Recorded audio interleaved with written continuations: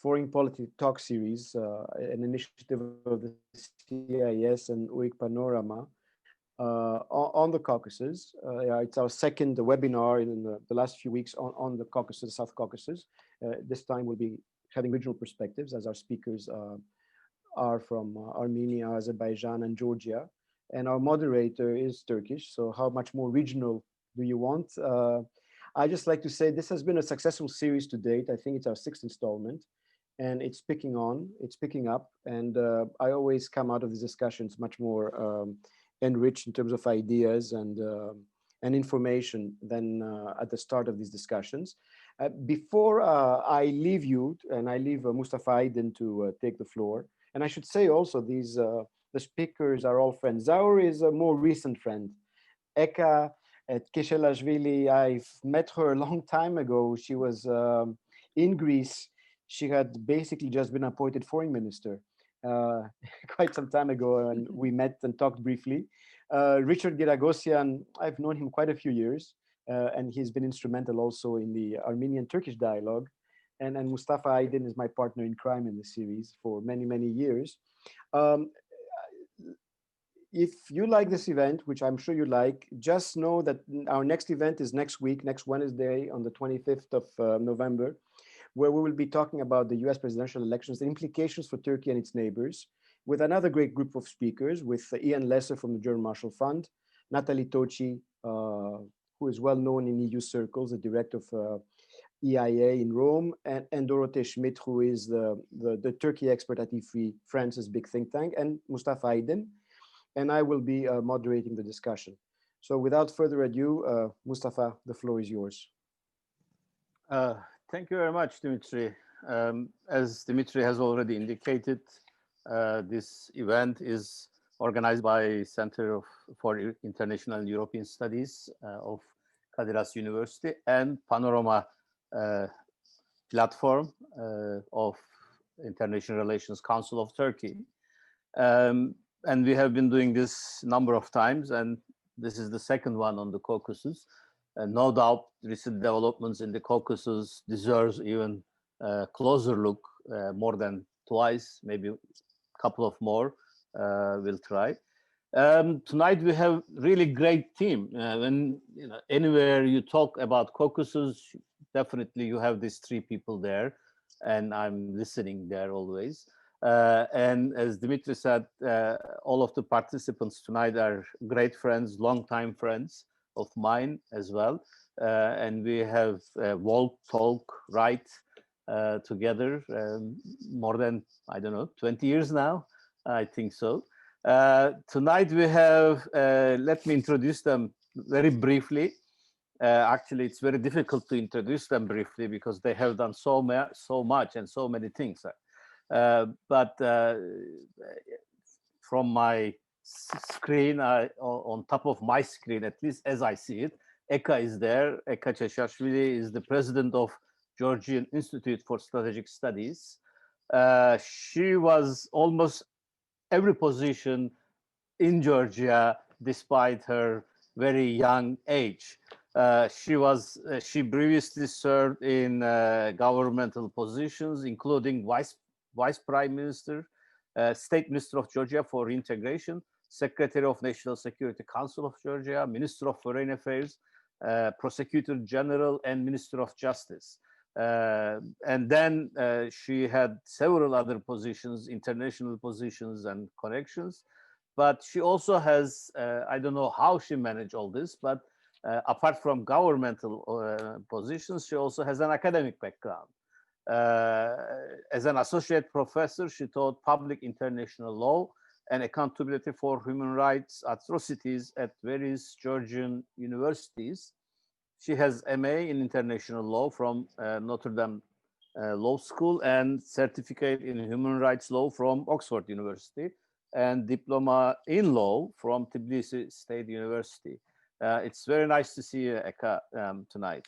Then I have Richard Giragosyan. He's a founding director of Regional Studies Center at Yerevan.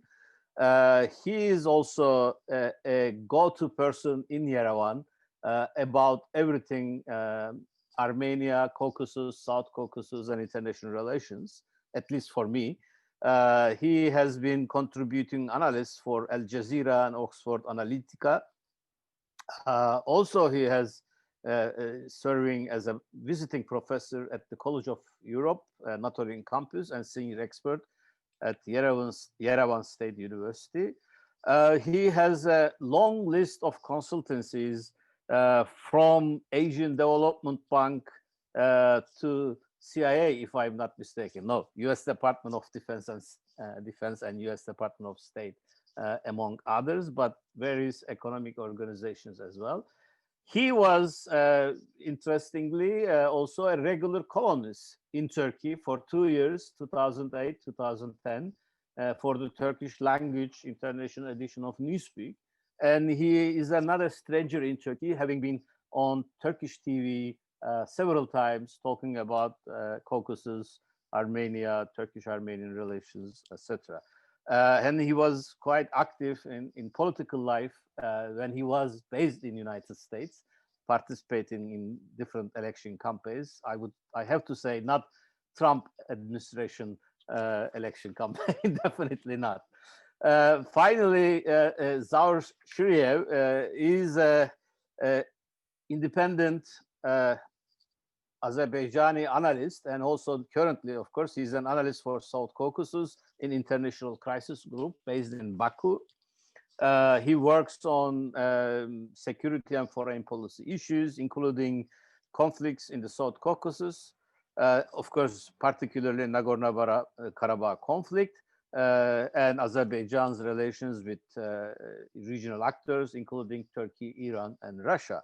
Zaur has a long experience in think tanks and academia, having joined the crisis group in February 2018, but he was before academy associate with the Russia and Eurasia program at Chatham House from 2015 onwards. He also participated several second track meetings, initiatives on Nagorno-Karabakh conflict since 2008. He was at one time senior research fellow at Ada University in Baku, and also worked at the Center for Strategic Studies in Baku as well. And also he's a regular contributor to several international publications, dailies, newspapers, etc. So we have really a great team tonight, and to look into the issues, what's happening. My wish tonight, and I actually communicated to all the speakers of tonight's webinar, that I don't want to get stuck in the recent flare-up or the conflict between Azerbaijan and Armenia. We know what happened. All of us have watched it very closely, and we are still discussing about the results and where we can go from here. And for me, much more important is what is going to happen now, and especially not only between Armenia and Azerbaijan, but also for the region. What we should be hoping for the future of the region. What can we, what steps we should be taking to move forward, including Turkey, of course. We are doing this webinar from Turkey. At least I am from Turkey, based in Istanbul.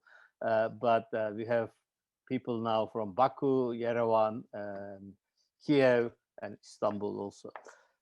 So we decided to start with Richard, then Zaur will follow, and finally Eka will be the last speaker. What we are going to do is all of our speakers will start talking about up to 10 minutes, as less as possible, to make it more active, more lively.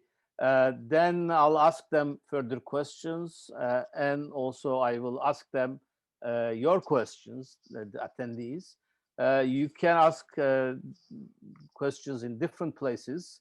If you are on Zoom participant here, there are two ways that you can ask. One is, if you look at bottom of your screens, there is a Q&A section. You can ask your questions there, or there is a chat section. You can access and ask your question there. I will ask all of your questions. I'll try to ask them to the participants. Also, those who are following us on Facebook, you can ask your questions there, write your questions there. I will try to monitor those questions as well and try to ask them as well. So without much any further ado, let's start with Richard. Okay, Richard, what are you seeing in the Caucasus? What lessons you have learned in last 20 years, and then how we can go forward from here? Well, good evening, and thank you for the opportunity. And to begin, I think what is most instructive is the fact or the admission as an analyst that none of my previous analysis has any relevance to the new reality. We have, in many ways, a reality where the old rules no longer apply. We have a new map, both literally and figuratively, and a significant change to the balance of power within the region of the South Caucasus. And specifically, there are three consistent elements defining and even defending the idea of a new balance of power. First is, in many ways, an unprecedented Turkish assertion of power in support of Azerbaijan. In and of itself, no surprise. What is surprising is the direct unprecedented role for Turkey in the near abroad, in the South Caucasus, which in general is regarded as Russia's backyard. And Turkey has succeeded in regaining a lost role as the primary military patron for Azerbaijan, displacing Russia, which previously was the #1 arms provider to Azerbaijan. In addition to this unprecedented Turkish assertion, which also follows a more assertive Turkish approach in Syria, Libya, and the Eastern Mediterranean, we see a second trend, an uncharacteristically passive Russia. Russia's response to 45 days of war was unusually passive and pensive, but it culminated in an outright victory by Russia, giving Russia the one element in the region it lacked before: military peacekeepers deployed in Nagorno-Karabakh and a military presence within Azerbaijan. This as well demonstrates a new balance of power. And the third element in this balance of power is the shifting dynamic geopolitically in terms of the positive, the restoration and reintegration of trade and transport. There is, for example, much less justification for the Turkish government's closure and sealing of the border with Armenia, and with the access through southern Armenia between Azerbaijan and Nakhichevan, a new map in terms of trade and transport. And what's important is much of the coming challenge will be the diplomatic implementation of this Russian-imposed agreement, meaning that although the war is over, the conflict is going to be significant diplomatically, and we are now returning to diplomacy. Now, I'll keep my introduction very brief. We are going in alphabetical order from Armenia to Azerbaijan to Georgia, but let me turn it back to you, Mustafa, for specific questions.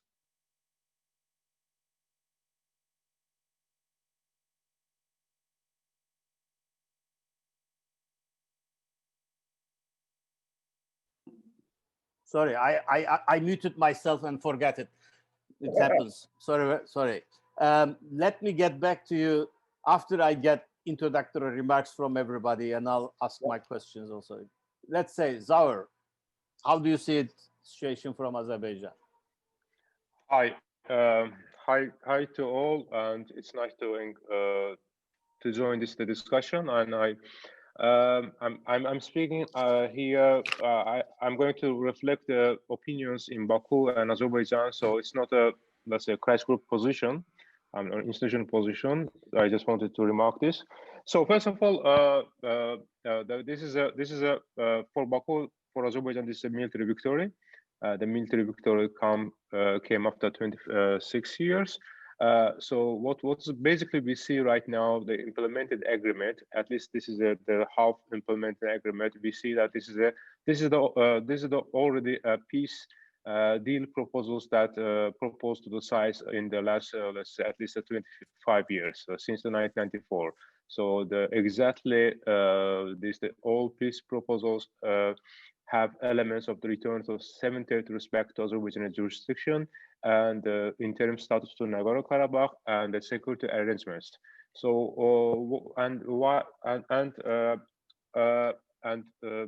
similar breakup happened in 2016 with short-lived 4 days war, and actually the aim of this that war also was to turn military phase to leave military phase and to turn to the political resolution of the conflict. Unfortunately, it didn't happen. So in 2016, there were the peace proposal, at least people called it the Lavrov plan or Russian plan. So based on the Madrid principles, what was it was very similar that a return to 5 territories and then 2, and then interim status and security arrangements. So, but what is different is right now is that first of all, military victory. So military victory is essential for society. I mean, because society felt humiliated in the last 26 years, especially after the military loss in the first Karabakh war. And second thing is that the important is that not only the 7 territories Azerbaijan regained back, 4 with the military force and other 3 with the diplomacy, and also Azerbaijan changed the geographical map of the former Nagorno-Karabakh autonomous oblast, and especially with taking back the symbolic city of Shusha, and also some other areas of the Nagorno-Karabakh or the former Nagorno-Karabakh autonomous oblast. So what's the, and we have also Russian peacekeepers right now in the region. So many people actually focusing on more to Russian peacekeepers, Russian return, but also the missing the main the points in this the conflict resolution process. First of all, a Russian proposal was it is not a new. It was on the table for many years, but also this is also might be a lesson for the OIC Minsk Group co-chairs, who actually ignored the discussion of the peacekeeping forces. The last time they discussed the peacekeeping forces in the 19th with the high level plan group proposals, and that peacekeeping proposals was based on the realities of the 19th. So that's why if you are going to how to say blame anyone in the region, I think we should also share the responsibility, and that the mediators also should share the responsibility why we have the Russian peacekeepers, not the multinational peacekeepers that envisioned by the Budapest Summit decision in 1994. So how Azerbaijan sees this, let me say that this is the longer period, the time for Azerbaijan, so at least the 5+5. And there are 2 groups of people. Some see it as an immediate danger to Azerbaijan's sovereignty. The second group of people sees that this is a price we pay. And as well, especially for the first group of people, this is that why we stopped this, the war, why we didn't continue this, and to make a total victory. I think the reason is simple. There's 2 reasons, as far as I understood. Is the first of all, if Azerbaijan continue the war, and it will cost more human catastrophe in the region, especially coming which the force was near to the main city of the Nagorno-Karabakh, and also the other areas around the Nagorno-Karabakh. So second issue is that Russian intervention, and it was expected. I think Azerbaijan successfully delayed Russian interventions on the 10th of October, then 20th of October, and then finally it came. So, and from beginning, I think Azerbaijan's proposal was that Azerbaijan wanted the implementation of the Madrid principles, which is going to implement it. So that's why I think Azerbaijan doesn't have another argument against the foreign, the Russia, that so to ask a different kind of the deal for now, despite the military victory. So in the future, so right now, the most important question is that what will be the post-conflict identity of Azerbaijanis and Armenians? So this is the key question. Then we will, I think this will define the future of the conflict resolution in the region. So if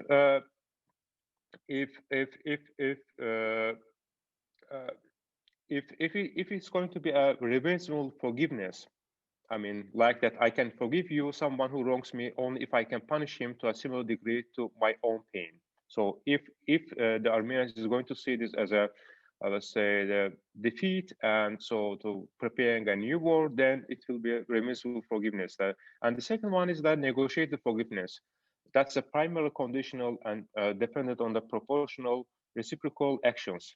So I see and I hope that it will be negotiated forgiveness for both sides in the future, because the war at the end of the war we will see we might use it in the long term as a good opportunity for development of the region. First of all, first thing is that transportation links and opening of the communication channels will be might be a revolutionary change in the region, especially from economic point of view. The second is the reconstruction, and approximately reconstruction of this 7 territories and also the some areas in Nagorno-Karabakh will cost minimum 20 billion US dollars, the maximum 40-45 billion US dollars. So, and then I think this will cost more, and I think Azerbaijan needs and international donors the support of the redevelopment of the region. And also this development should include also not only the regions that right now they will be full jurisdiction under Azerbaijan, will be fully under Azerbaijan jurisdiction, also the what's left under the Russian peacekeepers on the Nagorno-Karabakh area.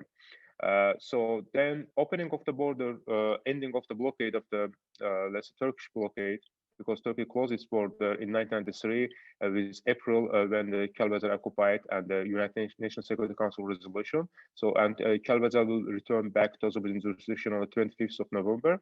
So then I think it was the main argument of the why Turkey kept closing the border. So, and there will be connection between Azerbaijan proper and the Nakhchivan Autonomous Oblast, which will open an opportunity to building a railway from Baku to Turkey and onwards, and to interconnecting this railway connection and with the region. So if we look this prospect as a Marshall Plan, so then I think we will see in the longer term the resolution of the conflict. But if we see this as a versal for one or another side, then I think then it will force the sides to prepare a new war. So what will be also implication very shortly about Azerbaijan defense industry, Azerbaijan military? I think it's going to be a revolution in Azerbaijan military procurement policy. Especially after the success of the Israeli and the Turkish newly technology developed military weapons, I think Azerbaijan might be also going to cut its defense budget and to make a much more professionalize its army with and with the modern technology. And second, I think economic implication will be big. So and the resource needed, and so also the key issue will be return of the IDPs and refugees.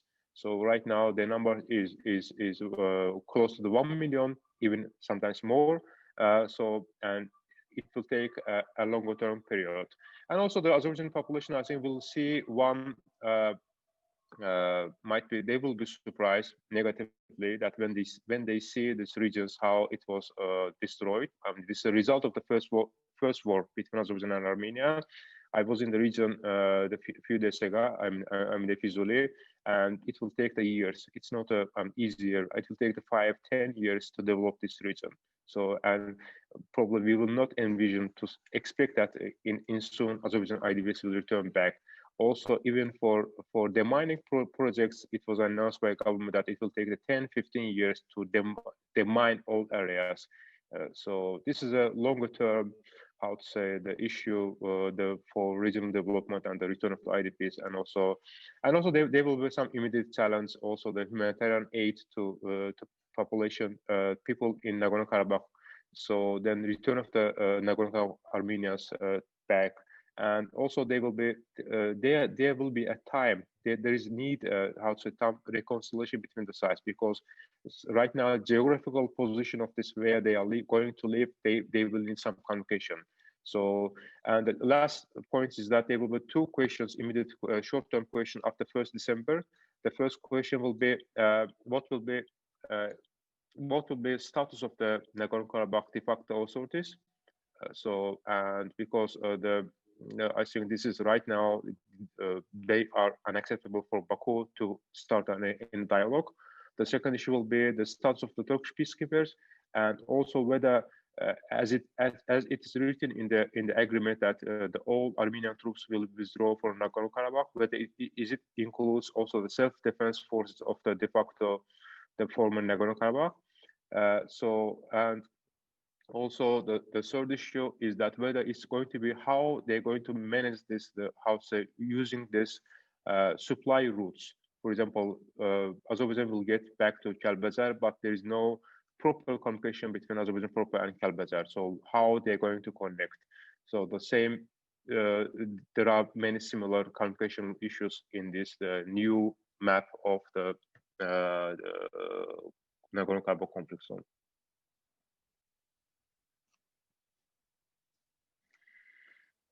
Thank you, Zahar, very much.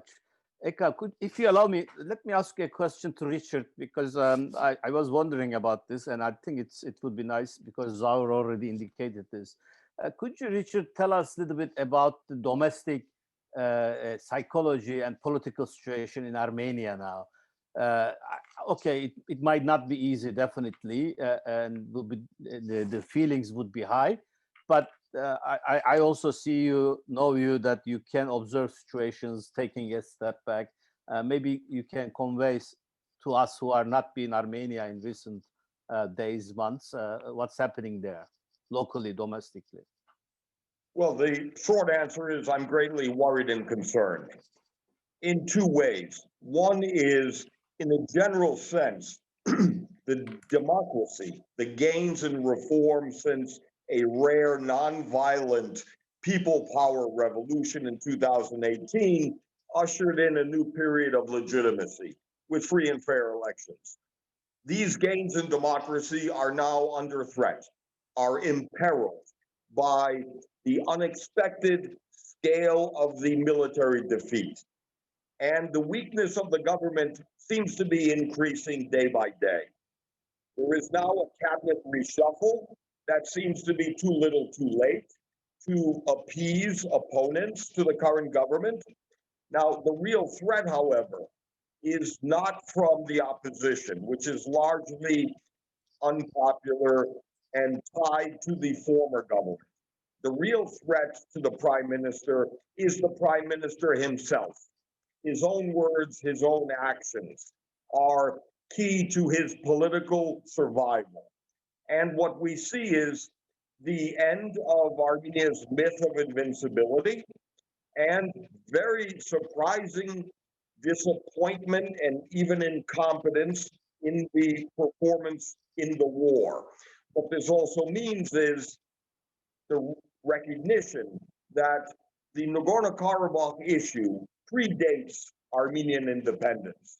It came before. It was first in the Gorbachev period, meaning that politics in modern Armenia have never been without this issue.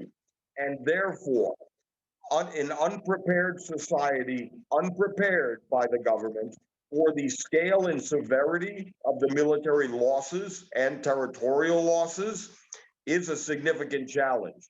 My advice, what I'm advising, is an early election to seek a fresh mandate to resolve the political crisis. But the prime minister seems to be very stubborn and impulsive and resisting, even failing to recognize the seriousness of the threat. So I do think that the domestic repercussions from the recent war are continuing and in many ways escalating. Okay, great. Okay, let me turn to Eka. Of course, Georgia, having involved in a number of conflicts and wars in the region, and having also had issue with Russia and Russian peacekeepers. I'm sure Georgians are watching the situation very closely. So let me have your introductory remarks, then we'll go from there. Thank you very much. I'll try to provide the perspective from Georgia and then build on some of the propositions and then introductory remarks as well that Richard and Zhao provided. It was very interesting and fascinating in a way to listen to both of them. For Georgia, obviously, everything that was happening now for the past few weeks, and then not only with relation to the conflict and then escalation of the conflict into the war, has been a subject of very acute interest. If you listen now to any professional discourse of consideration among professionals in the field in Tbilisi, through online webinars and then discussions as we are forced to have now during the COVID times, this is the main theme. This is the main theme for experts in international law, main theme for experts in international law as well, because what happened recently in the conflict raises interesting questions from the point of view of international law as well, when it comes to use of ad bellum and then use in bello type of the provisions. So we're very, very keen in watching what is taking place. And then some of the feedback that I will be providing to you now and to our listeners stems from that perspective, obviously. How we see as the Georgians being embedded in our problems with Russia and occupation of Russia of our territories, how we see what took place, and then question marks that we might have for the future. We've seen that it is the first example of the occupation of the territories which was led by the use of force, right? So that we see that for decades, more than 2 decades, recognized occupation of the territories as they were, including under the UN Security Council resolutions. And the occupation took place, which opens up the possibility of return of hundreds of thousands internally displaced persons to the places of habitual residence and homeland. And then the reason why it is taking place, it is not the success of diplomacy, and it is not well managed process of the conflict resolution, but successfully managed a military operation, right? So that's one striking, obviously, example that we see that took place, and that obviously could be then the gate opener now for more substantial conflict resolution that needs to follow, because as both of the speakers now, Richard and Zhao, mentioned, it is a truce now, it is the ceasefire, but we don't see yet the comprehensive peaceful resolution of the conflict per se that has different angles into it. But this is the beginning of it, hopefully of the successful really conflict resolution. But if we would look into this from the eyes of the close to 500,000 Azerbaijani citizens that now have for the first time an actual opportunity of going home, this is the big development in the region that has never taken place in any of the conflict situations in and around, so to say, that we have faced. So this is something that, you know, in Georgia, people pay attention to, obviously. But now going back to the whole process, how it all took place beyond the military way of the occupation in that regard, what we've seen is it was a bit of a culminating moment of the erosion of presence as active actors of anybody from the West in anything that has led to even the ceasefire. Minsk process has always had that ambience, so to say, even more that long, peaceful peace resolution processes that we've had in Georgia, both for Abkhazian region and South Ossetian regions, that Russia was playing a role of the first player among, so to say, equals, but never being an equal in the negotiating process. It always had an upper hand, right, in the process. But at least there was some pretense of the co-chairs as well, being US and being France, one of the powerful players from the side of the EU, to be co-chairs. So the optics were maintained, some of the ideas were generated. We have seen that nothing much came out from 2009 from Madrid Principles times in anything conceptually in terms of the conflict resolution, and neither in practice, neither in theory. And then what we've seen now was a complete retreat of any Western powers, institutions that be, or individual players from anything in the process. There was not even a pretense from any of them of playing any role in it. I would say the transition of the administrations and whole the election, if I may call it vibe, it was modern vibe in the US, played a role in it. US had very little capital perhaps at the time or capacity for maneuver. And Trump's administration has never been known to have too much interest perhaps in this conflict to begin with. So it was not a striking shock, fortunately, to say that it had played no role in it, but it was as close to zero, basically, with this failed attempt of Pompeo convening sort of both parties and then being disregarded basically in anything that parties talked in it. So what we see as a result now is that Russia maintaining that role at the highest level now, that it's a deal breaker, but deal breaker in a different way, where Russia is unapologetically showcasing that it has no allies in the region. And I think it's a very unfortunate message to Armenia in that regard. It's not even a pretense that anybody is allied to Russia. Russia has no allies in the region. It portrays itself as a power that has to be reckoned with.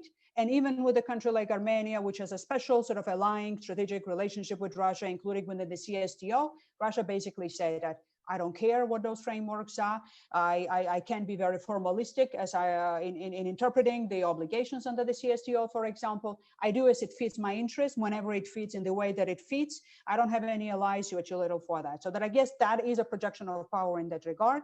And then in that regard, again, it might not be something that our friends in Armenia might like, but coming in of another regional power as a Turkey into the equation is a good news in that sense, because when we see that from the side of Georgia, at least it has a chance of rebalancing, at least in a regional setting, something where otherwise Russia would have been an unequivocal power, so to say, consolidating the view that it's a Russia's backyard, full stop, when it comes to Caucasus in that regard. And after 2008, and then after 2018 in Ukraine, we have already seen what is happening in the Black Sea region. It's an extreme militarization of the Black Sea region from the side of Russia. And what is happening in Crimea, after occupation of Crimea from Russia, it might have a disastrous effect, obviously, when it comes to the capabilities that Russia is putting in that part of the Black Sea region, which I believe Turkey needs to be reckoning more and taking it more seriously than it does so far, perhaps, when it comes to the consequences of that.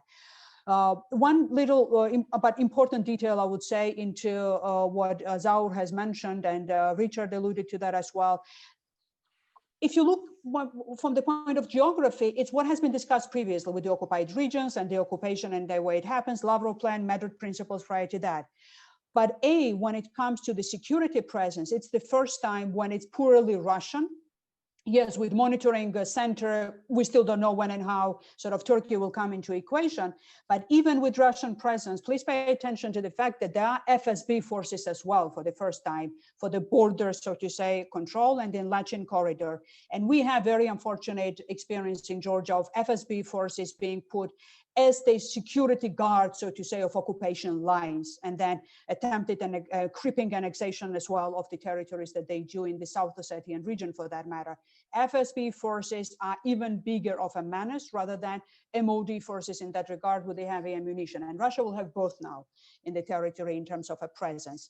I'm taking, I guess, too much time into that for my introductory remarks, but then finally, what I would wish, so to say, now to happen is that perhaps when the new administration comes into the US and when the EU consolidates more effort into it, to turn this momentum into something that is more comprehensive, where the solo role of Russia is negated in that regard, and indeed, within the context of rebuilding and reconstruction of the territories where people will be coming back, and with the surge of more comprehensive resolution of the conflict per se, it turns into that spin of having more of the presence of international partners, which are much more skilled in terms of negotiating, I would say, all of these nuances related to reconciliation, peace building, reconstruction, have it multifaceted in that way rather than, zero-sum games of the kind that Russia is very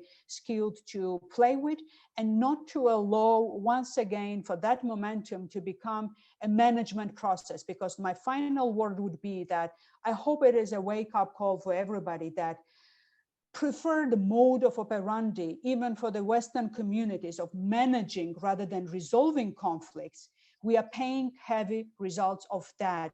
Everybody was comfortable with management of the conflicts, primarily even Russia, because management of the conflict allows it to leverage conflict against its neighbors by weakening them, undermining their democratic development, their statehood development, their aspirations when it comes to Georgia, to EU and NATO, for example.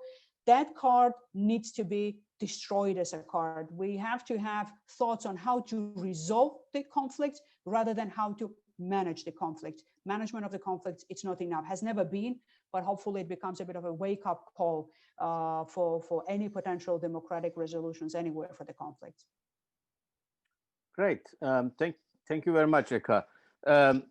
I will come back to the question of how we can move from now for the future, and how can we start reconciliation and the real solution instead of ceasefire.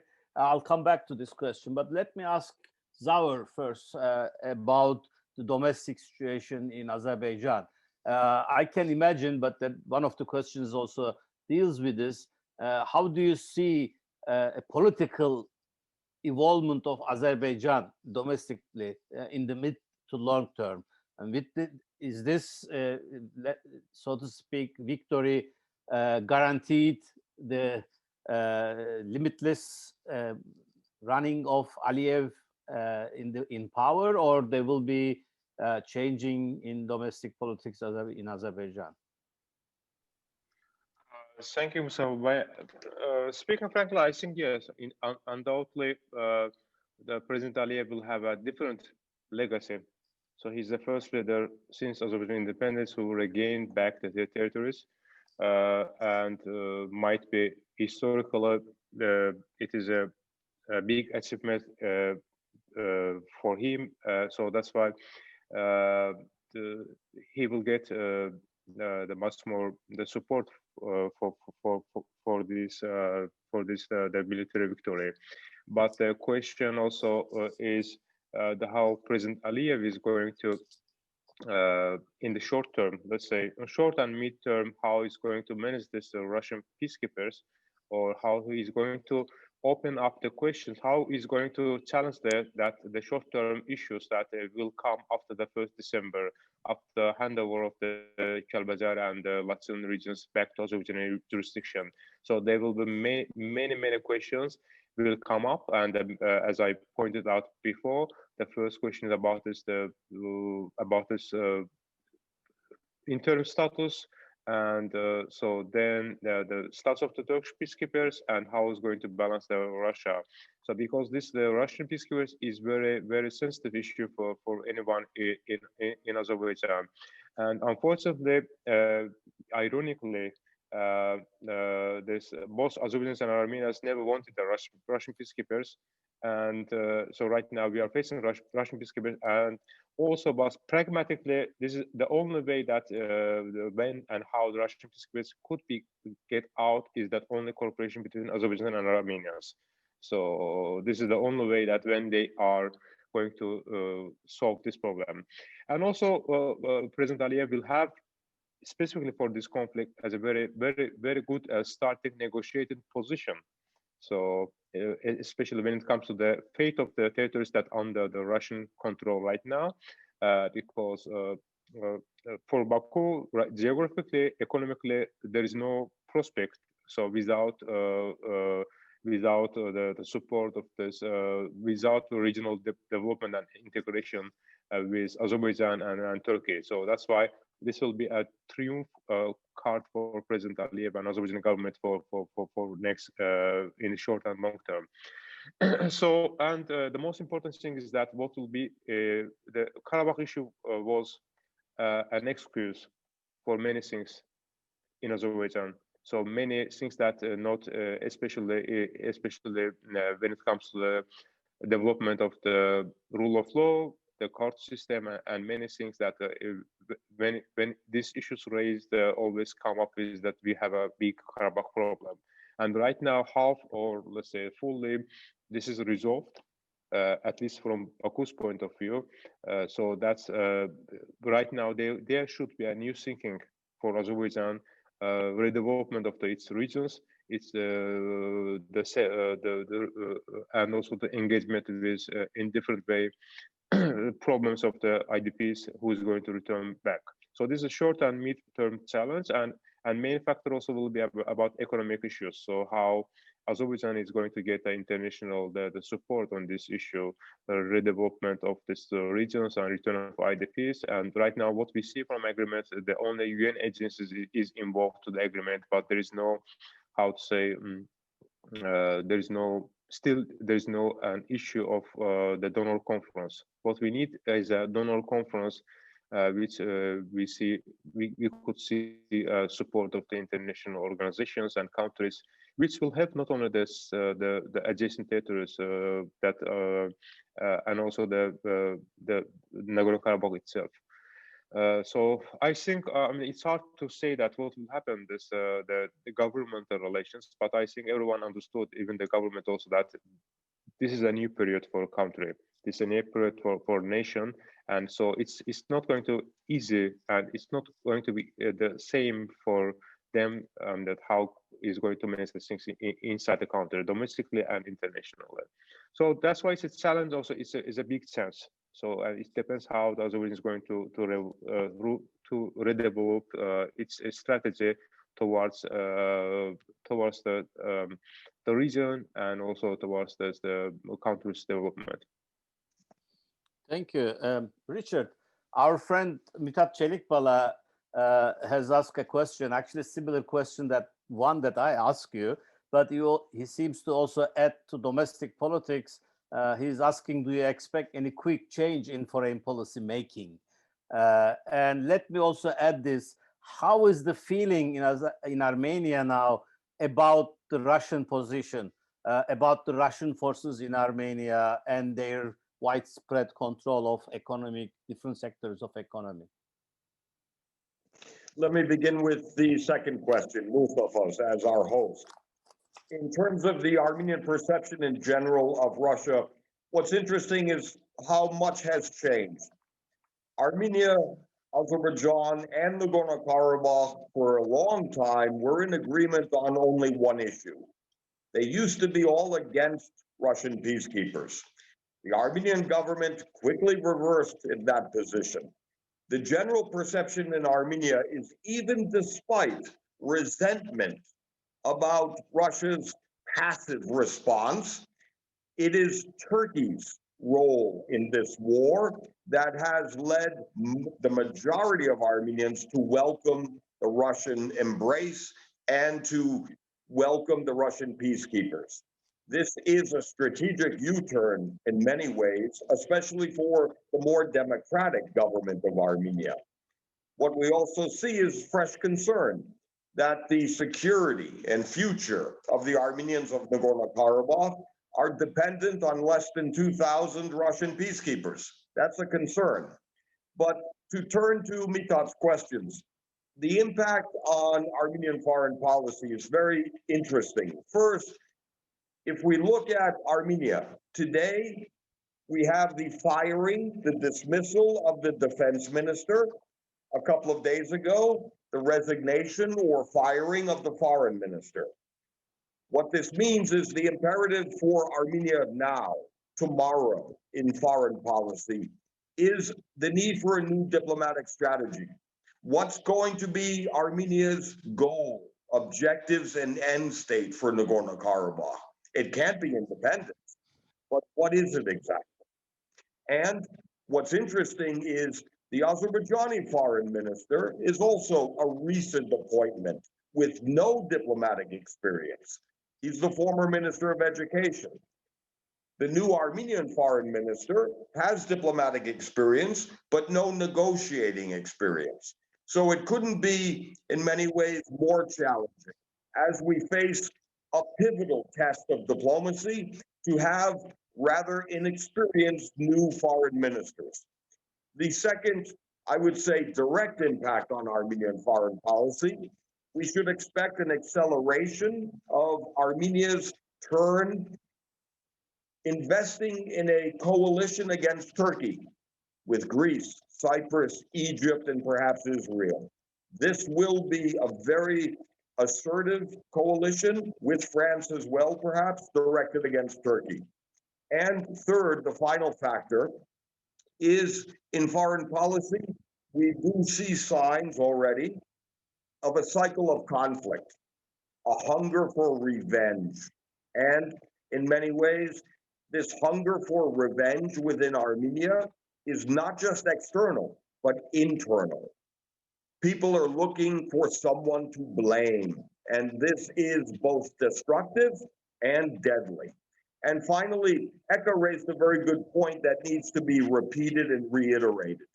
The real danger here is the tendency to see this war and the resulting results as the confirmation, as a reward for aggression, where military force of arms seems to have forced a resolution to a conflict over diplomacy. This is a dangerous precedent, hence the need for diplomacy going forward. And in this new calculation, it's the European Union who plays a key pivotal role with the UN in the challenge of post-conflict stability. Because Howard has identified several key points where the real challenge is not just today, but tomorrow, and whether this can be a lasting, durable, new path or period of peace. And at this point, it doesn't seem likely unless we actually invest more in post-conflict security and stability. I do think overall, everyone has to compromise, even the winner, even Azerbaijan. Everyone has to lose in order to win. Can I add just one element, Mustafa, if I may? Sure. When it comes to the momentum right now in terms of what could happen after, and then I'm not in the position, obviously, to add substantially more what Zaur already mentioned vis-a-vis Azerbaijan, but then I just think that it is a momentum that needs to be seized really as a historical momentum for reinvigorating the national agenda, which could be much more ambitious when it comes to what it can be in terms of international policies that be, or economic development as well, because the opportunities are there and not only challenges when it comes to how much resources are needed for rebuilding of these regions. Because if you look at it, that provides a greater purpose when it comes to consolidation of efforts, international support, and at the same time, creation of jobs and economic development. And if it's done creatively when it comes to different economic approaches, different economic zones that could be created in those areas, which could be on the verge of the transport corridors, I mean, this is an untapped opportunity that could have multifaceted benefits that could come out of it. And it's not even an issue of just political standing in the country, but of greater opportunity of reinvigoration of a bigger purpose and the national identity build-up. And when it comes to Armenia per se, it's a deeper dive, obviously, as well, to see how one reflects on this very painful moment and then sees of what this new agenda will be for the future. Because if I may say so, most of the policies were too much history oriented for many years now.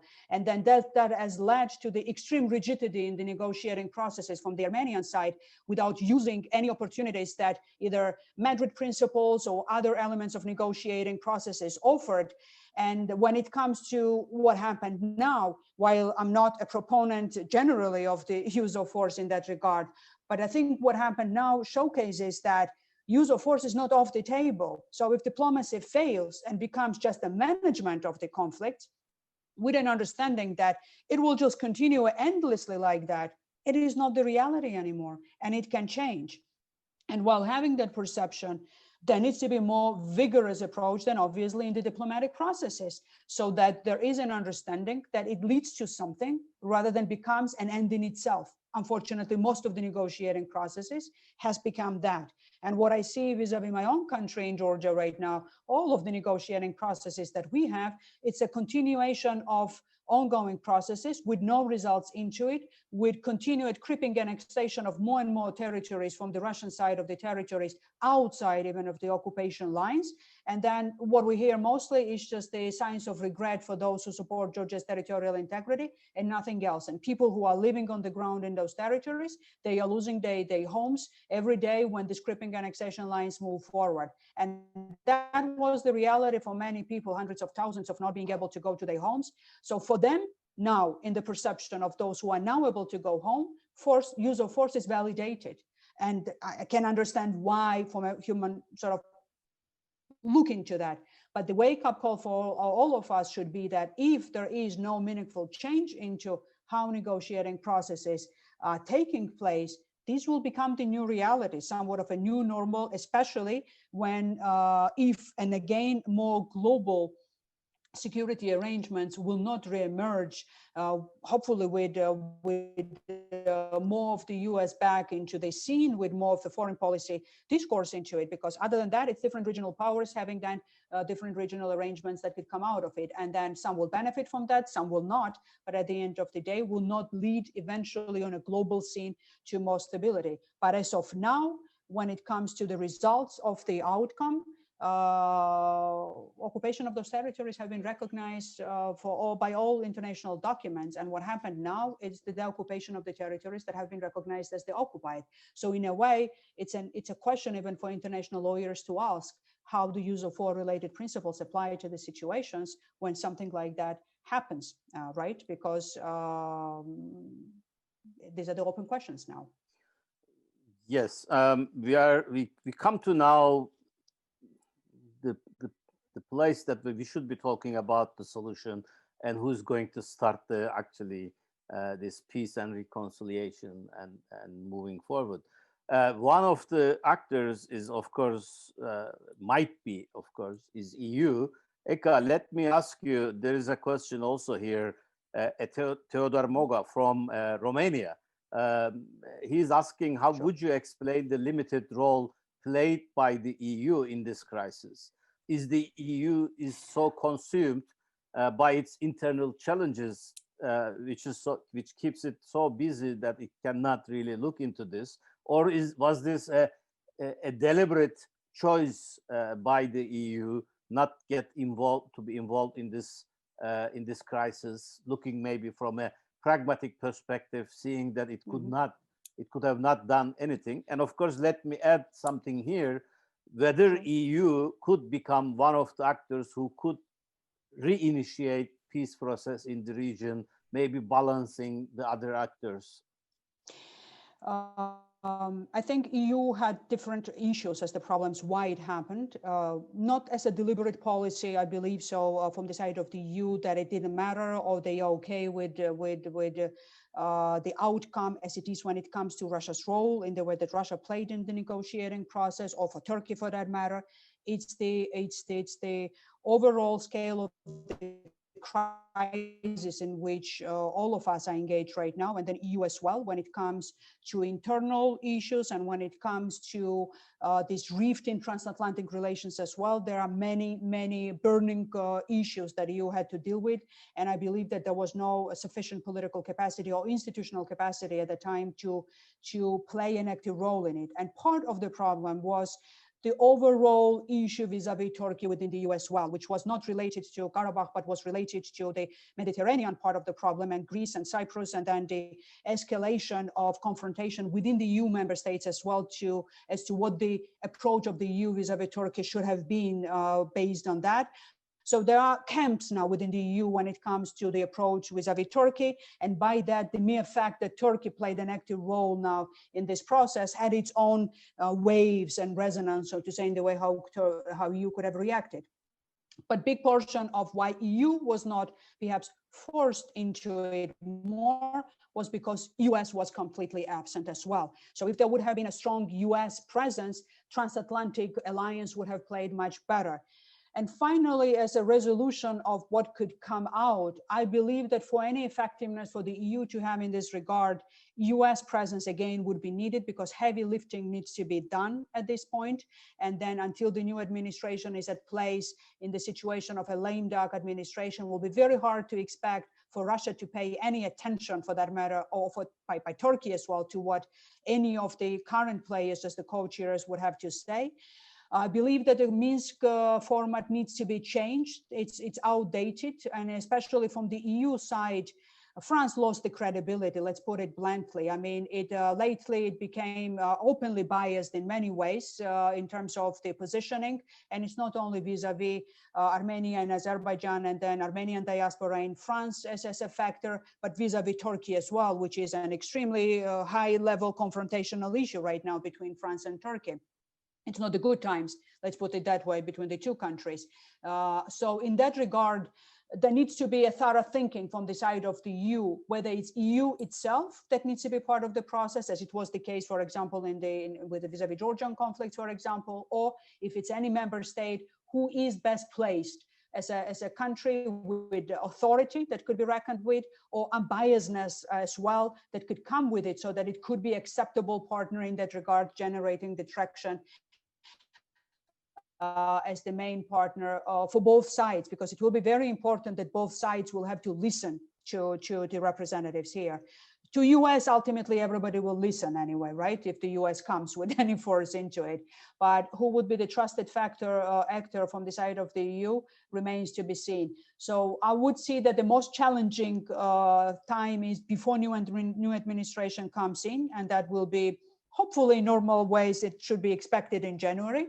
And other than that, it's implementation of the ceasefire, as it will be following up until the December, settling in, and a New Year's time, perhaps in a peaceful way. And then after that, opening up some strategic brainstorming behind the scenes, back channeling of our negotiations of what is the format in which any solution of this conflict needs to be, and reconstruction of these regions, reconciliation, and all of it in economic front as well, need to be discussed with, so that it's internationalized, inevitably so, and done in such a way that it actually has the real cloud of other actors, rather than, you know, a solo role of Russia playing in, only Turkey being an active member outside of, in addition to Russia in this field. So US, an inevitable component of the process, in my understanding, and change of the format. France cannot be anymore, in my understanding, a co-chair in this process and being a valid, sort of acceptable counterpart that one has to be in the negotiating processes. Thank you. Similar question to Zaur. I mean, what do you expect? Who's going to take the initiative for the peace process, assuming that this ceasefire keeps continuing as planned? Do you think that it will be a Russia-Turkey duo instead of Minsk group? Or if it's going to be Minsk group, maybe you can also weigh in on the position of France, which is quite much discussed in Turkey as well. And final question here, a related one, is actually from Italy, Marco Albi. He's asking, in a scenario of gradual rapprochement between Armenia and Azerbaijan, of course, this assumes a peaceful transformation and resolution of the conflict, then may the extent of trilateral cooperation between Turkey, Georgia, Azerbaijan could extend into Yerevan, Armenia, and influence counter-influence Russian position in the region. Could this kind of a relationship balance Russia in the region? Thank you, Mr. Ove. I would like to add a few thoughts about what Eka said, because I agree with her, especially when it comes to the idea that actually the mediators or international actors mostly focus on the preventing war rather than the shaping of peace. So that the main task became after how they are going to prevent the war, and that when the war stopped and the task finished. So that's why the resolution to conflict prolonged so long years. And one of the signal was in the July this year, when the border clash happened between Azerbaijan and Armenia. No one paid attention, and for 4 days of the clash between Azerbaijan and Armenia. And only one official from Western countries was the EU special representative who visited the region and who actually wanted to know what's happening. But we didn't see any kind of engagement by the Minsk Group co-chairs to the region and touring to the Baku and Yerevan to understand how to shape the peace. So that's why they never seen a frustration inside of Azerbaijan, frustration of the population that who actually forced to flee from their homes. So and it was seen always the secondary or the third issue when it comes to the resolution of the conflict. So it was always ignored. So they never seen that it's so it happened 30 years ago and nothing is going to change. So it's happened 30 years. So what we can do, this was the approach. So that's what that's the failure of the diplomacy. And I agree that Eka, this is going to be a lesson learned by the who is going to engage with different conflict resolution process in a part of the different the countries. So that if you keep the preventing a war, it will end up with a new war. So when it comes to who is going to negotiate, I think that what they are going to negotiate. This is the question, I think, not who is going to negotiate, what they're going to negotiate. So I think for Baku, President Aliyev said that there is no status. So I think when he said that if there is no status discussion, he means that Azerbaijan is not going to offer a status that they was on the table a year ago, that high-level autonomy for Nagorno-Karabakh Armenians, that a semi-independent status. So this is not going to be a starting position for Baku anymore. So for Baku, starting position will be giving some cultural or the rights or other things to Nagorno-Karabakh Armenians, but this is going to be starting position, but not as a final compromise from Baku side. So that's why the question is that what they're going to negotiate first.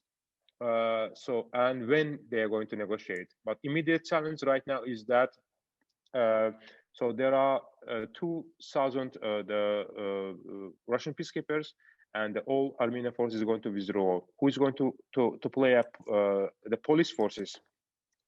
Role of the police forces, who is going to be administration, the local, the short term.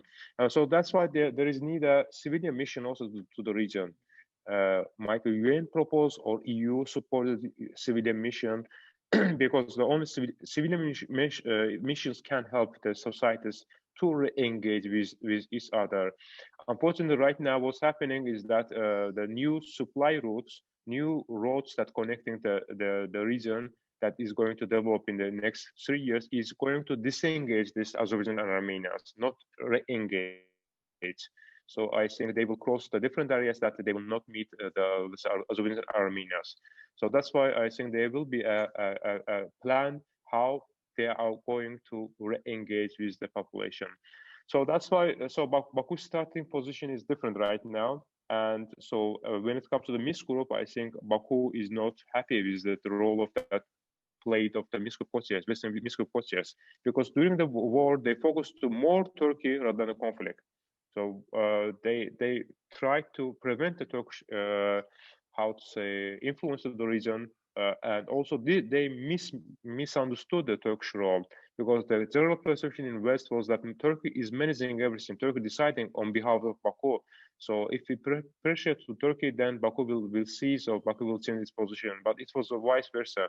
It wasn't the case. I mean, that Turkey was a supportive role when it comes to diplomacy. So that Turkish role misunderstood and misperceived based on the Turkish experience with these countries in the different part of the world, or Libya or the Syria.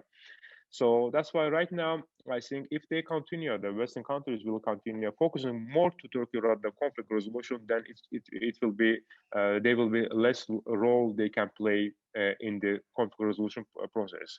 So I think so.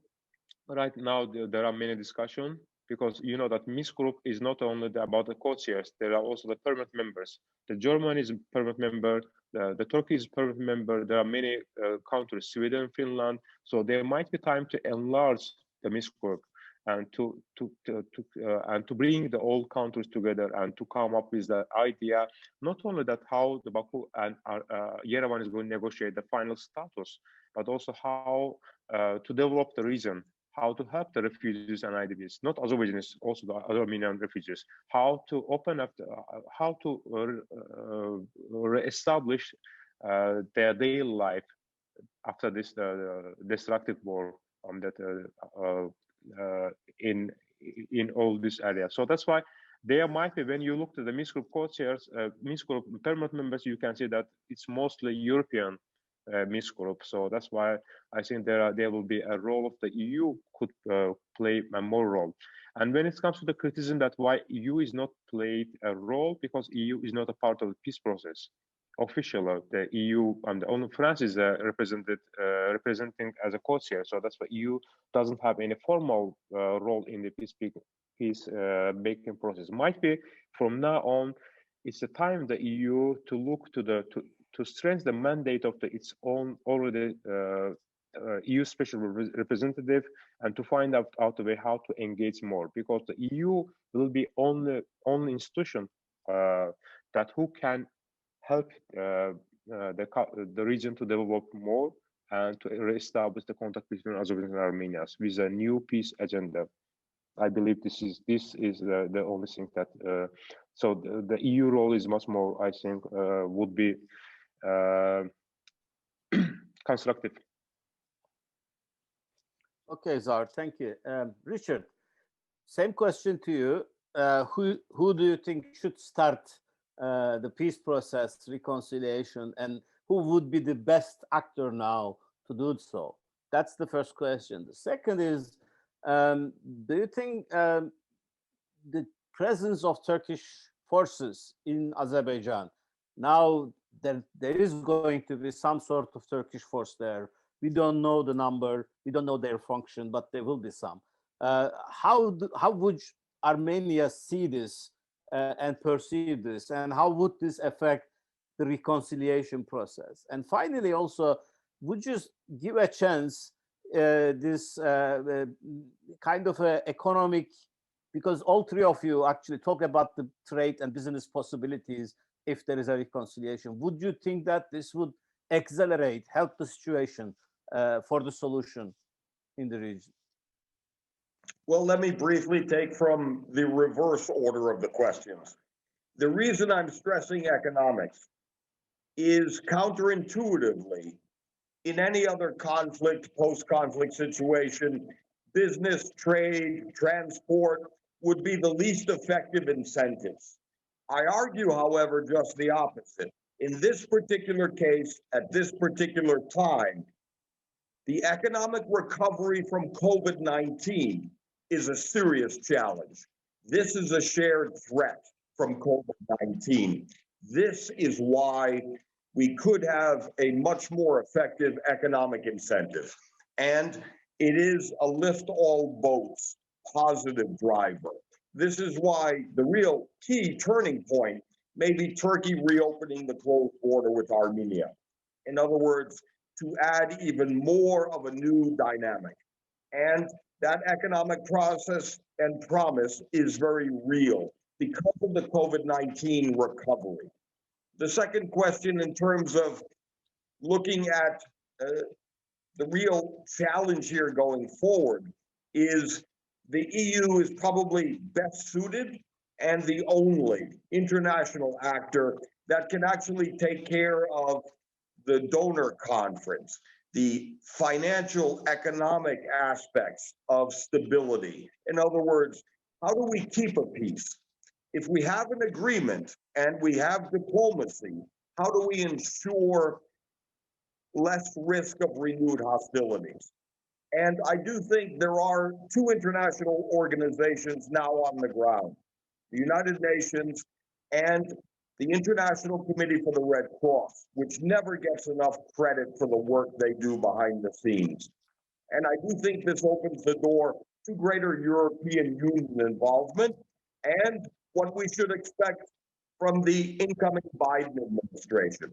As a Democrat, I do think we should expect by the summer a shift in U.S. policy away from disengagement.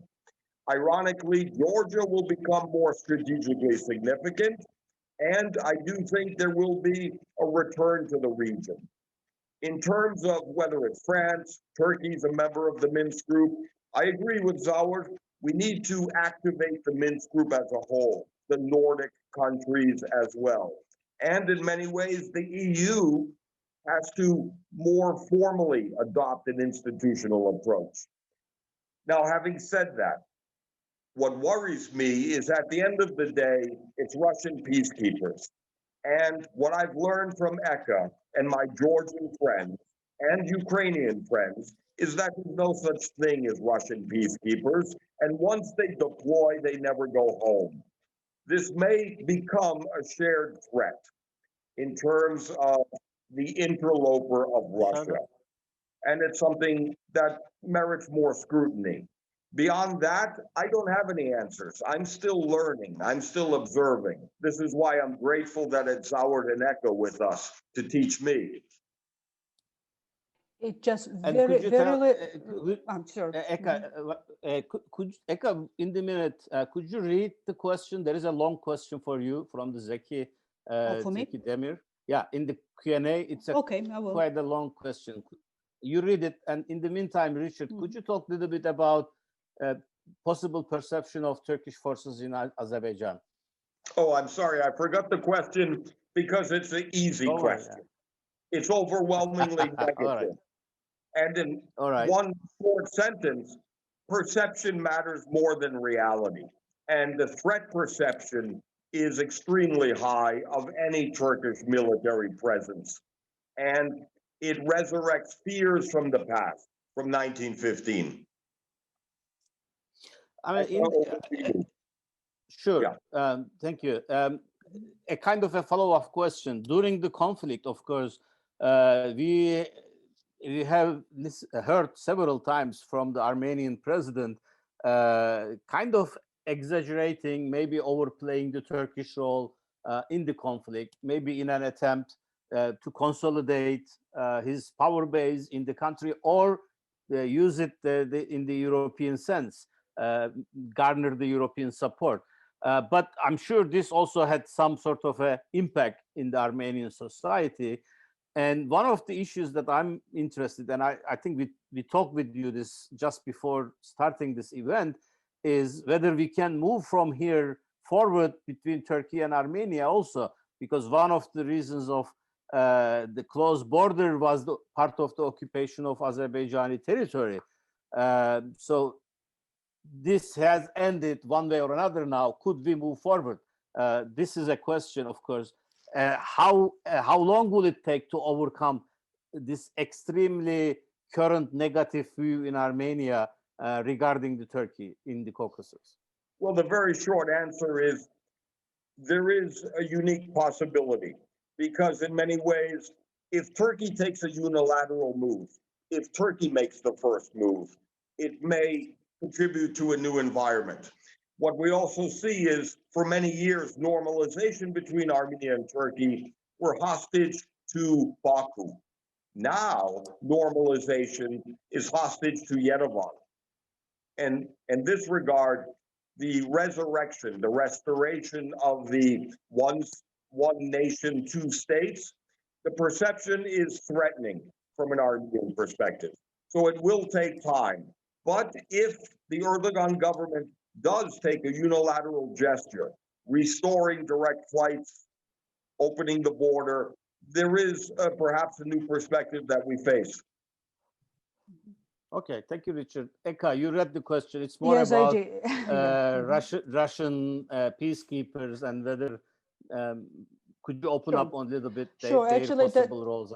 That was what I was about to add as well to what has been mentioned by Richard as well. When it comes to Russian presence on the ground, and yes, there are no Russian peacekeepers per se. There's no notion of that. It's a Russian military presence, and we need to call it as it is, right? And when they come, they rarely leave, if we're very diplomatic about that. There were several occasions, one occasion of that after the dissolution of the Soviet Union, but that's about it when it comes to them leaving when they have a presence like that. But what it means in the practical term as well. Russia does not have an interest in resolution of the conflict, because management of the conflict is within Russian interest. It maintains the presence of Russia, and it puts it in control in terms of leveraging that presence, in terms of influencing the developments in the countries which are affected by that. So if we speak about any turn that either Armenia or Azerbaijan can make in the future, escalation of the conflict can always be something that Russia can tap into if Russia is the only control holder, an eye and ear, so to say, of the presence on the ground.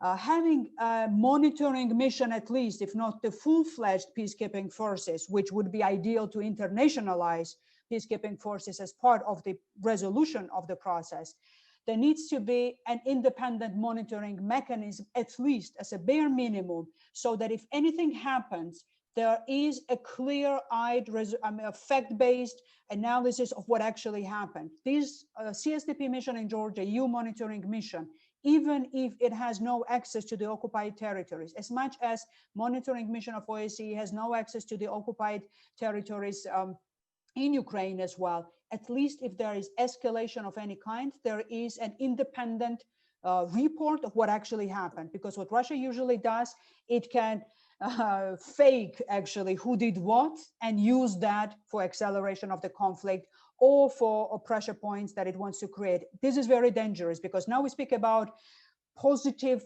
developments that could happen, right? In terms of negotiations, in terms of economic front and everything. All of it will be hostage to that military presence of Russia solely on the ground, if that is not checked at least by something, if not internalization of the peacekeeping forces, but at least the monitoring missions that could be part of it as a bare minimum to begin with. So speaking about the role of the EU, that could be a very powerful step for the EU to make a decision. Parties need to agree to that, obviously, for any military, non-military even presence of that kind. But CSTP missions from the EU have their own beauty. Unlike to the OSCE, Russia is not then part of decision-making process of the budget of those missions or the operational side of it. So could be an element to think about. And in Turkey-Armenia relationship, it's a very, very important issue, because if we are about to create future where there is a chance of beginning of the new beginnings, so to say, there needs to be rethinking and diversification of what opportunities in the future. So there is an element of a win-win that has a regional perspective rather than zero sums in this case. None of it will be easy for Armenia to make and to do it now after what happened.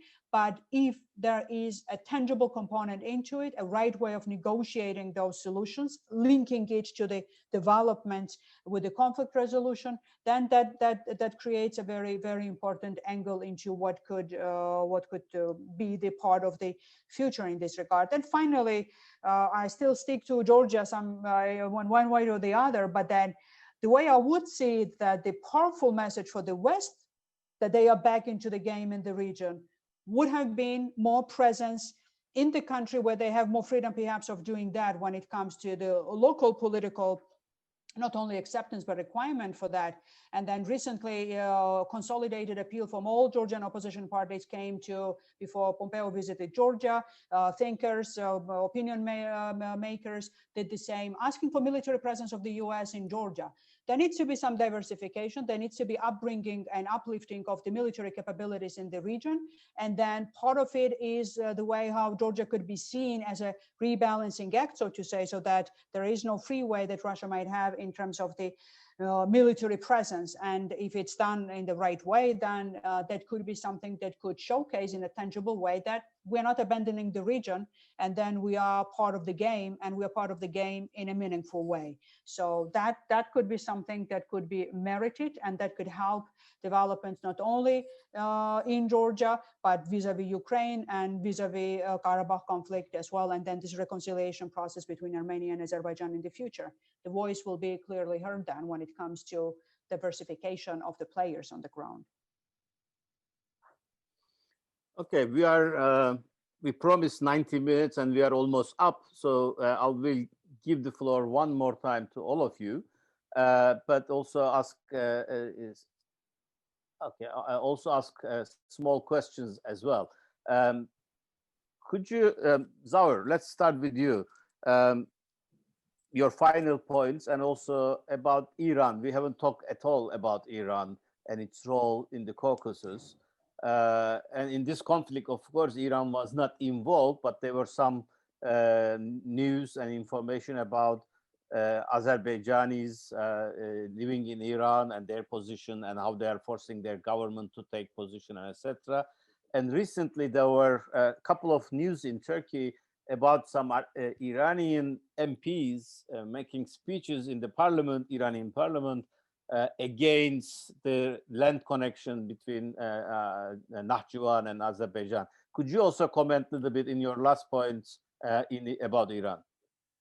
Okay, I think yes, Iran was a status quo player for the region, and the development was very unexpected for Iran.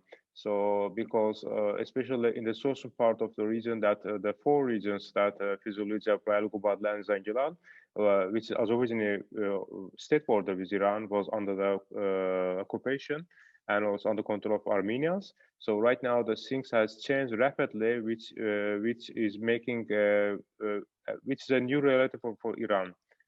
So Iran is not expected this kind of the reality. And also this is somehow the harmonization of some close relations with Azerbaijanis living in Iran. And we saw the joy of the people in Iranian side, that how they were happy that Azerbaijanis forces moved to the region. And the most important, I think this is also might be, so first of all, it's also the resources. So there's the water reservoir and other things that it was used one-sided by Iran until that time, despite there were agreements, 2016 agreement. So Azerbaijan agreement came very late, and that until 2016 they never reached this point. But right now, Azerbaijan is going to owner of the natural resources in this region. And is going to use these natural resources. So right now, Azerbaijan is getting what is rightful for it. So that's why it's a new reality, economic reality also. And the third issue is that transport as a transport corridor.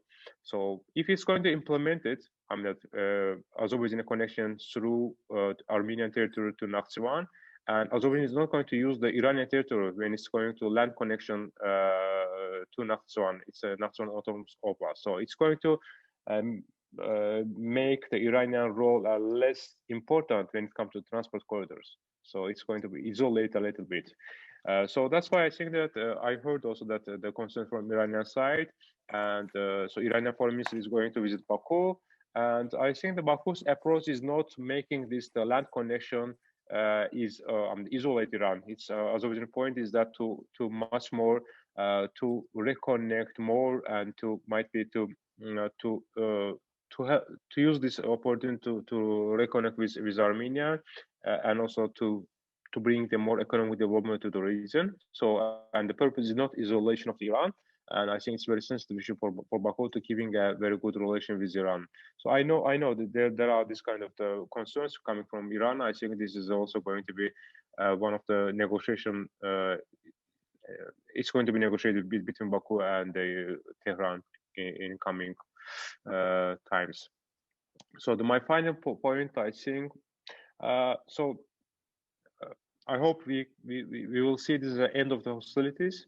That not a revenge. If it's going to revenge, then there will be another war. 20, 25 years or 30 years, might be earlier. So that's why it's not a,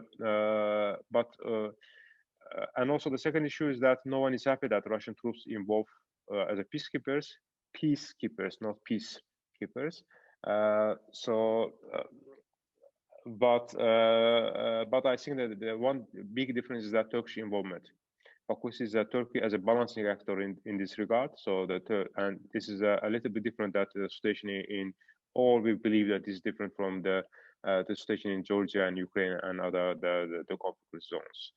And one thing is also that as Eka say that there should be international mission, civilian mission to the region, to the Karabakh conflict zone, either verification mission or the humanitarian mission, also, which is going to be very key of not only the prevention of the hostilities, but also might be integration between much more communication So I think the only communication in the short term between Azerbaijan and Armenia in Nagorno-Karabakh will be through the Russians. So why to do a different way? Not why to have this discussion as starting point with the help of the much more international body, not with the Russians also, to diversify the opportunities of negotiation or the connection between Azerbaijan and Armenia. So that's why that's very important. That's all from my side. Thank you for inviting me, and it was very nice to see my friends and their great analysis and the valuable comments. Thank you, Zaur. Thank you very much. Richard, your last points, and also there is one, I would say, provocative question here from Susanna Shah. And I know I'm quite sure about your answer here about this. The question is this the right time to have a pro-Russian oriented, strong military government in Armenia? Democracy is well and good, but we are badly injured. I think that's the question. But your last points also. Well, before I get to that provocative question, there are three outcomes from this war that I want to highlight. The first outcome is the new narrative. From an Armenian perspective, the narrative of this war is an infant democracy, Armenia, was at war with two much larger, more powerful authoritarian states. And this is a new narrative to be addressed as well. Second is a new strategic context. And in that consideration, from this day forward, I think it's a clear outcome that Armenia, no matter what, will be ever more firmly within a Russian orbit. The risk is back of overdependence on Russia with little room to maneuver by the government here. The third outcome is the regional context. For example, Armenian-Georgian relations are going to get very bad very quickly. There's a degree of resentment, frustration, and anger at the use of Georgian airspace for Turkish military supplies going into Azerbaijan.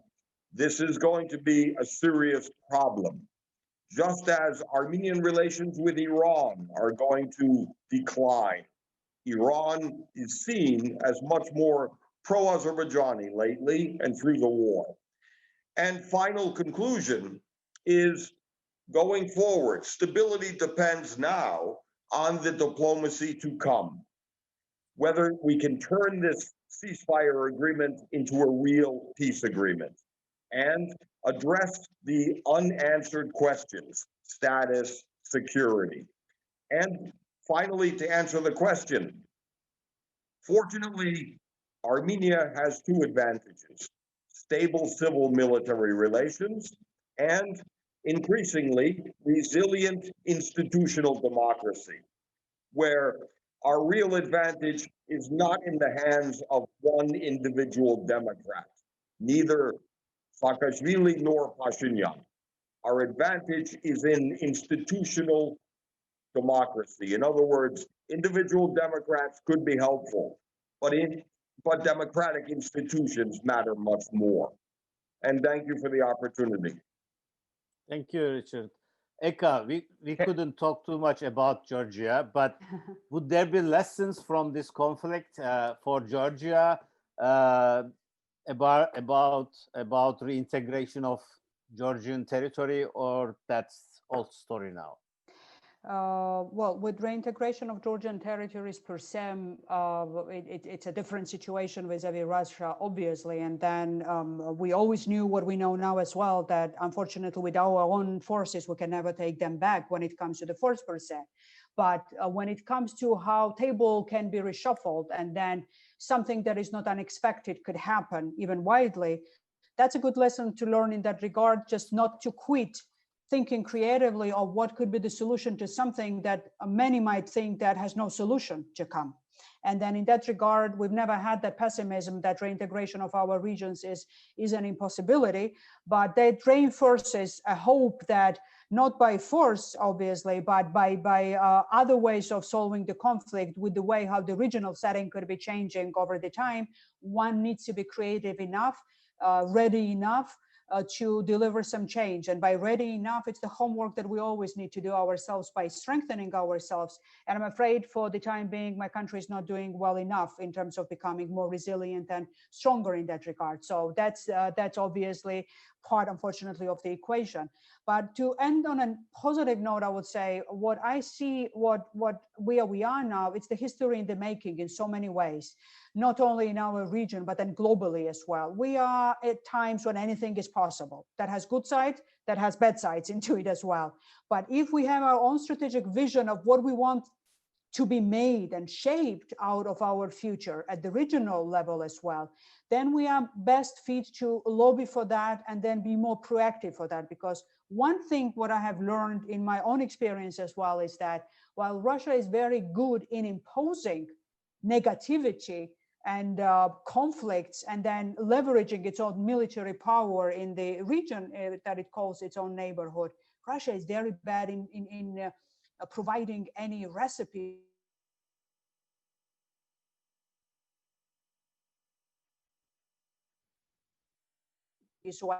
the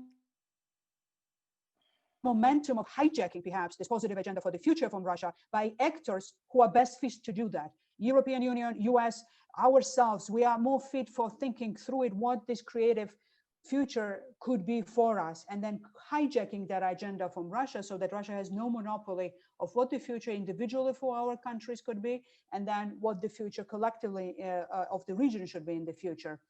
We all bear responsibility for that. Our partners bear responsibility for that, but we need to be creative in thinking, rethinking of what that could be, and really hijacking our future from Russia so that we are not hostages of Russia, but we are shaping ourselves, our future, and then bringing that confidence and enthusiasm to our partners to be engaged in that positive shaping up of our future regionally. And I hope it's not just overly estimated sort of enthusiasm in that regard, but then something that we need to believe in and work for and be committed to.